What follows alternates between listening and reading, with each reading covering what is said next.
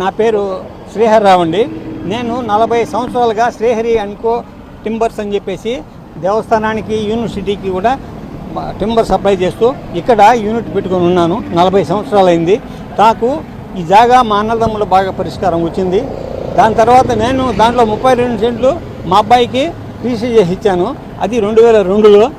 దాని తర్వాత వ్యవహారంలో అది ఆల్రెడీ కూడా రెవెన్యూ రికార్డులో కానీ కలెక్టర్ ప్రొసీడింగ్స్లో కానీ అన్నింటిలో కూడా మ్యూటేట్ అయిపోయింది.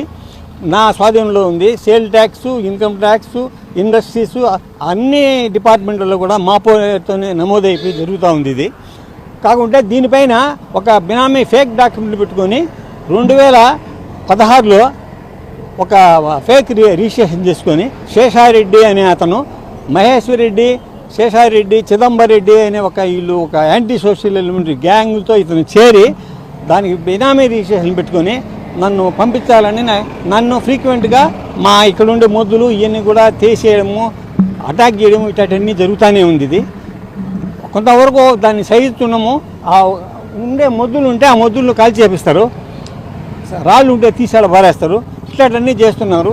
దీని వ్యవహారంలో జరుగుతూ ఉంటే నాకు ఏదో కూటమి ప్రభుత్వం, నేను తెలుగుదేశం ప్రచార సమన్వయకర్త కూడా చేశాను, ఎవ్రీథింగ్ ఉంది నాకు.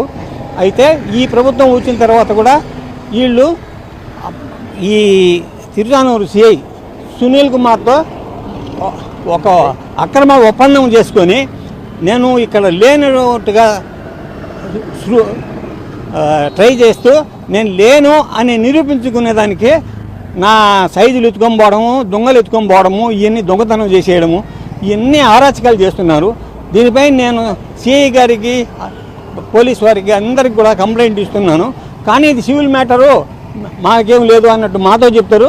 బట్ వాళ్ళే తిరుచానూరు సిఐ గారే సివిల్ మ్యాటర్ను క్రిమినల్ మ్యాటర్ చేస్తున్నాడు.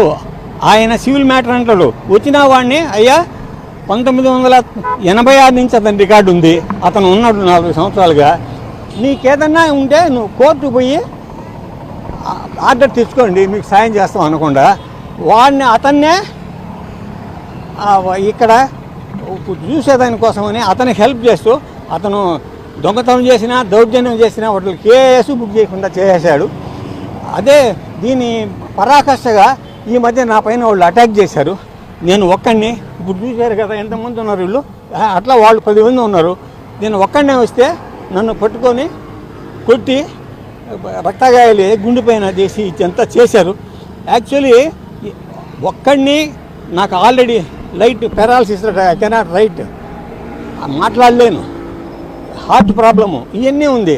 ఇంత ప్రాబ్లం ఉండేవాడిని నేను అది వాళ్ళు కుట్టి చేస్తే నేను రోయ్ ఆసుపత్రికి పోతే ఈ లోపల ఈ సిఐ గారి సలహా వాళ్ళు వాళ్ళ క్రిమినల్ మెంటాలిటీతో నా ముందరనే రోయ్ ఆసుపత్రికి వచ్చేసి ఒక సర్టిఫికేట్ తీసుకొచ్చి స్టేషన్కి వచ్చేసి కంప్లైంట్ తీసుకున్నారు, నేను వాళ్ళని కొట్టినట్టుగా. మళ్ళీ సిఐ గారిని నేను రోయ్ ఆసుపత్రిలో ఉండి కట్టించి నేను ఫోన్ చేసి ఏం సార్ ఈ విధంగా అనుకోలేదు అంటే నీపైన వాళ్ళు కంప్లైంట్ ఇచ్చారు. ఏమండి ఏంటండి ఇప్పుడు మాకు కలిగి మేము అదే ఎస్పీ గారికి కూడా పెట్టున్నాము. మా ఇన్ని రికార్డులు ఉన్నాయి, ఈ విధంగా నాకు అక్రమం జరుగుతుంది అని చెప్పేసి మేము ఎస్పీ గారికి కూడా ఈ పెట్టున్నాము. నాకు జరగాల్సింది ఏంటంటే నా పైన హత్యా ప్రయత్నం చేశారు, దాన్ని వాళ్ళు రిజిస్టర్ చేయాలి.